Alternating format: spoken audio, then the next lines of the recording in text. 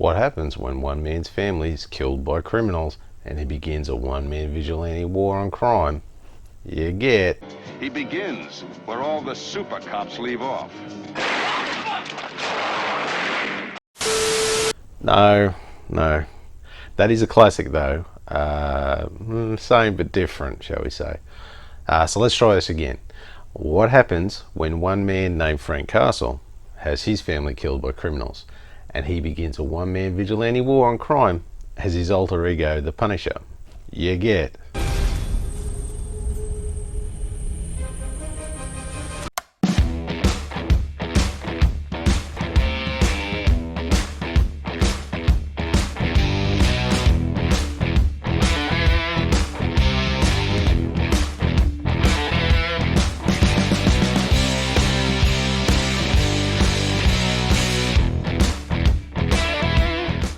Hi, I'm Troy Bailey and welcome to the Comic Book Movie Collector's Guide. Your insight into collecting all things superhero cinema, from movies to TV shows and cartoons, on all formats of physical media, from 4K to Blu-ray and DVD. Today we are looking at The Punisher Warzone, action thriller film based on the Marvel Comics character The Punisher, with a runtime of 103 minutes. It was released in the theatres on the 5th of December 2008 and was later released on DVD and Blu-ray on the 17th of March 2009, with a 4K release on the 25th of September 2018.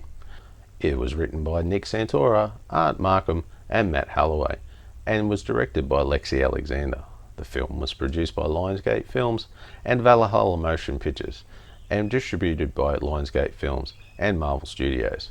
It is the third feature film adaptation of The Punisher and the second reboot, and it was the first of two films, the other being Ghost Rider Spirits of Vengeance, to be produced under the Marvel Entertainment and Marvel Knights production banner, which focuses on films for the mature audiences.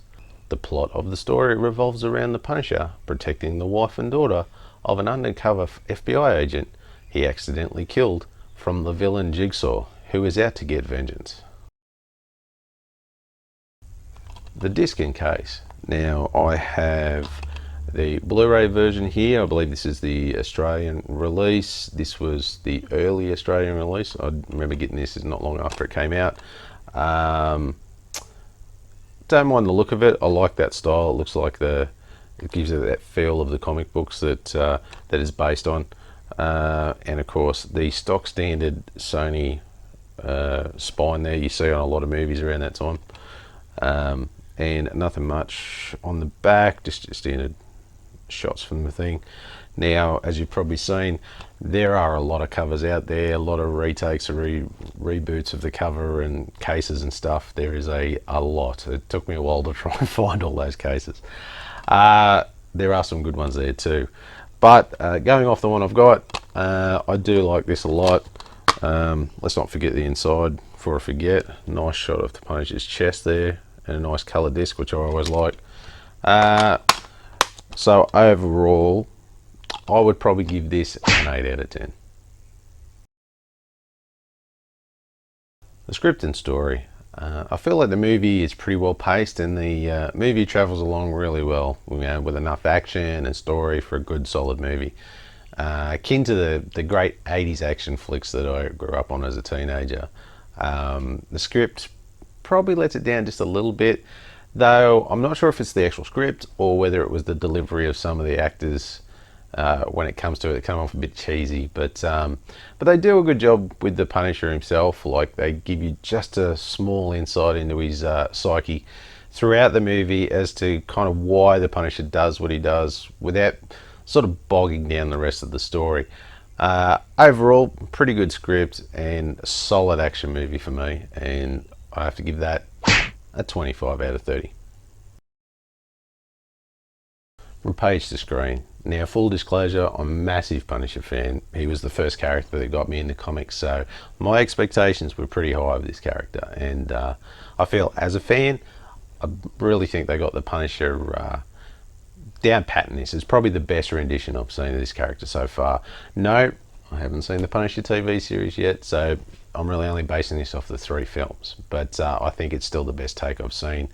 of the Punisher Max series by Garth Ennis, and of course he's got the look of the Tim Bradshaw covers, which I think is fantastic. And of course, I think Ray Stevenson was awesome as the Punisher. He nailed the look, the feel, and the vibe of the character to an absolute T. Wayne Knight as Microchip, he was great, and Dominic West as Jigsaw, I thought was really good as well. Really loved the take on those characters, and of course, everyone else, the cast was pretty solid. But I believe Doug Hutchins as Looney Bin Jim and Colin Salmon as Agent Paul Badansky, I think that's right. They kind of swung for the fences, and I think they kind of missed a bit. They kind of were just a bit over the top for my liking, but overall, pretty good all round, and that's why I'll give that an 18 out of 20. Special features. Now, I'm glad to say this one's got some special features. We have an audio commentary by the director Lexi Alexander and cinematographer Steve Garner.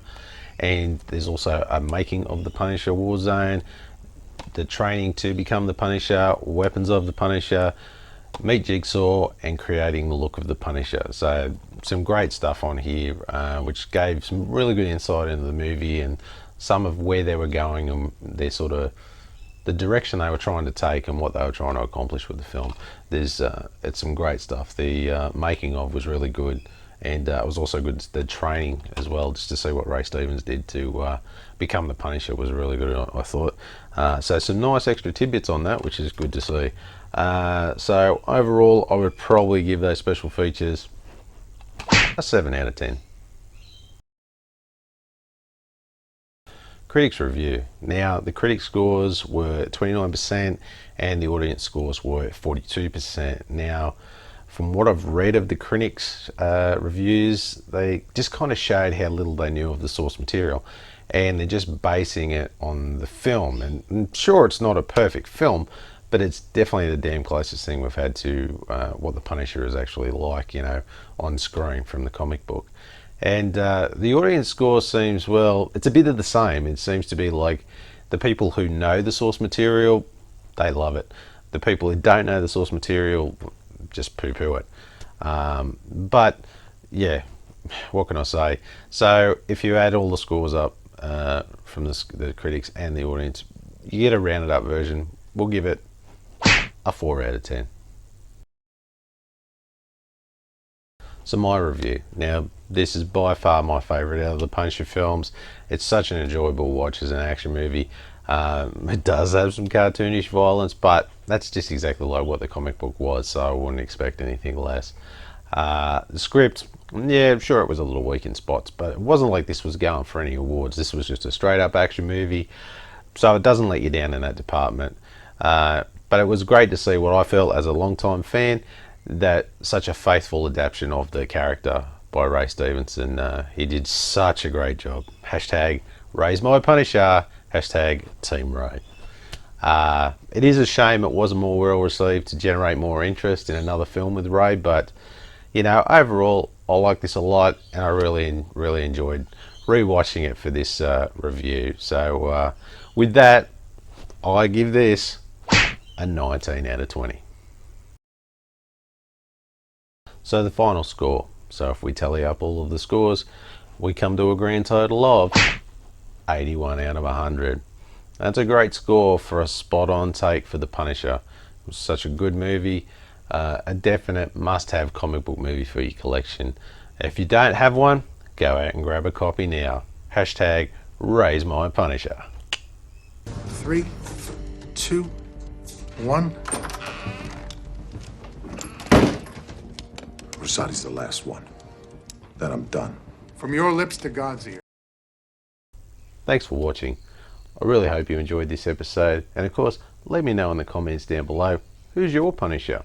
Are you Team Dolph, Team Thomas, Team Ray, or Team John? And if you enjoyed the episode, don't forget to hit the like and subscribe button down below. That really helps the channel out a lot. And also, don't forget to hit that little notification button so you don't miss any future episodes. And of course, you can contact me by emailing me at thecomicbookmoviecollector@gmail.com, and you can also follow me on the socials at Comic Book Movie Collector on Facebook, Instagram, and Twitter. All the links will be down below. Thanks a lot for watching, and I'll see you next time.